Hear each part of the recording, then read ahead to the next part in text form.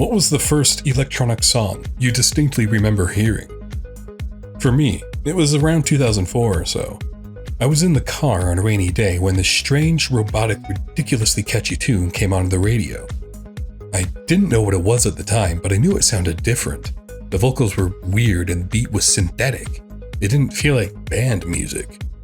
That song was I'm Blue Dabba Dee by Eiffel 65, released in 1999. From that moment on, electronic music slowly crept into my life without me realizing it. And then, sometime in late middle school, I discovered a peculiar website, Ishkur's Guide to Electronic Music version 2.5. With that, I had opened Pandora's box, and what I thought I knew about music changed for the better. Hello there, my name is Malku Rydazin, and welcome to my video series on the history of electronic music. This is a project I've wanted to make for a long time. After spending an unhealthy number of hours on Ishkur's Guide to Electronic Music, Wikipedia, Discogs, watching old interviews, and diving down various digital rabbit holes, I feel confident, or delusional enough, to finally do this properly.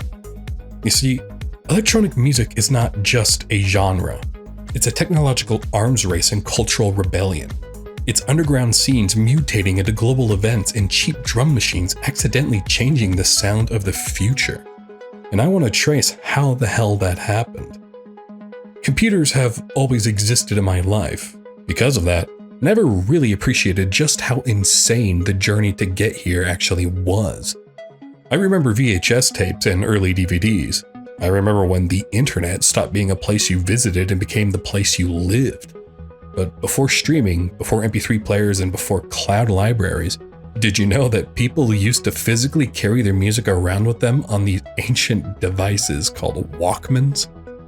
At some point, I realized that the 1980s were not an urban legend myth invented by vaporwave artists.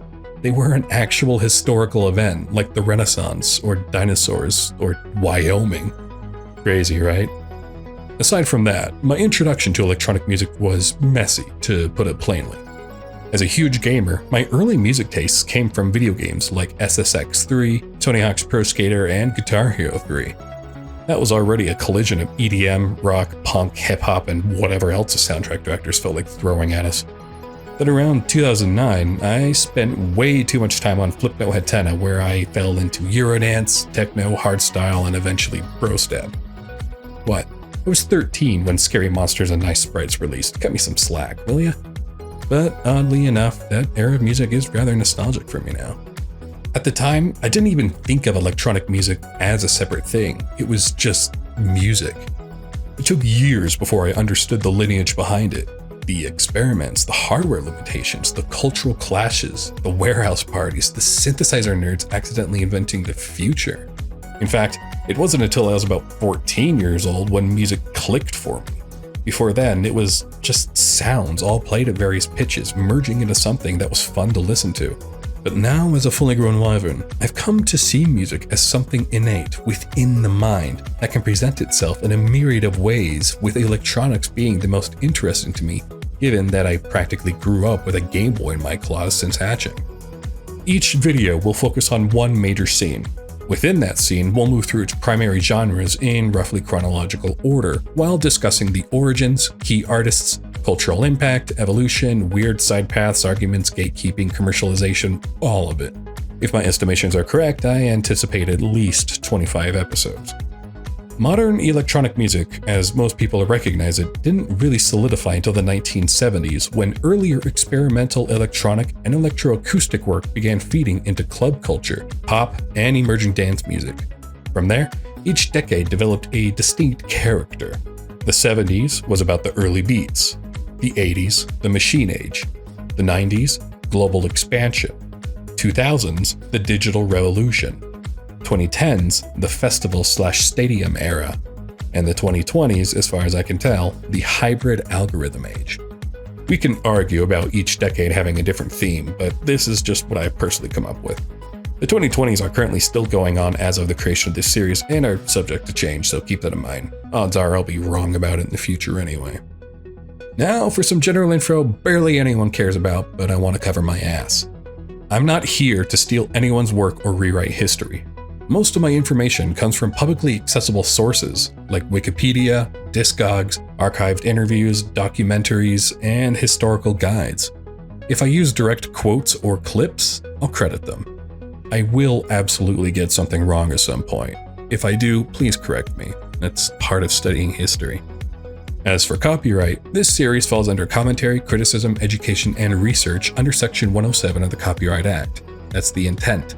I'm not currently monetizing it, mostly because I have like 200 subscribers and YouTube's algorithm treats small creators like NPCs. And no, I do not consent to my videos being scraped and repackaged into low-effort AI sludge. If you're going to make something, at least put some effort into making it interesting. For those of you that would enjoy a nice book on top of my rambling, along with more information than I will cover on DJ culture specifically, I highly recommend Last Night a DJ Saved My Life by Bill Brewster and Frank Braun. It covers the evolution of the disc jockey from early radio in the 1900s through to the late 1990s and is legitimately one of the best historical accounts of dance music culture out there. If this were a college course, that would be mandatory reading. No, seriously, go read it. It will pass the time between episodes. Lastly, I hope you enjoy this. This is a passion project that I would love to turn into a career at some point. I've been told for most of my life that I have a good narration voice, so I figured I might as well use it for something productive. As for the release of each video, they'll come out when they come out. I suffer from a ton of mental disorders like ADHD, autism, mild OCD, and anxiety, along with a healthy dose of arthritis to top things off. Most days I end up doing nothing useful because my brain wasn't meant to exist within this plane of reality. But I'm really trying, okay? Just be patient with me. If you enjoy the stuff that I make, feel free to like, comment, and subscribe. It's probably the best way to know when I release new videos. Plus, it convinces the YouTube algorithms that I'm worth shoving in front of people's faces, or something like that. Anyway, I'm Malky Ryderson, and may the frozen winds guide you onwards.